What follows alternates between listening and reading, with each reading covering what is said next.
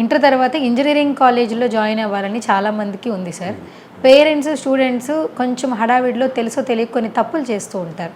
So inter తర్వాత పిల్లల్ని ఇంజనీరింగ్లో జాయిన్ చేసేటప్పుడు ప్రధానంగా పేరెంట్స్ తీసుకోవాల్సినటువంటి జాగ్రత్తలు ఏంటి? నా ఉద్దేశము బీటెక్ జాయిన్ చేసేటప్పుడు జాగ్రత్త తీసుకునే కంటే వాళ్ళని ఇంటరు 10th నుంచే జాగ్రత్త తీసుకోవడం చాలా ముఖ్యం. ఎందుకంటే ఇంజనీరింగ్లో చేర్చదలుచుకుంటే వాటికి కావాల్సిన ముఖ్యమైన బేసిక్స్ ఫండమెంటల్స్ ఏంటంటే మ్యాథమెటిక్స్ కావాలి.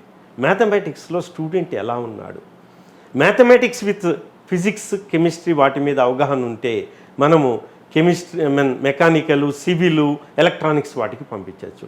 మ్యాథమెటిక్స్ విత్ లాజికల్ బ్రెయిన్ ఉంటే మనం computer science and related allied branches అంటే AML, data science, IT, CSBS ఇటువంటి బ్రాంచెస్కి మనం పంపించడానికి అవకాశం ఉంటుంది.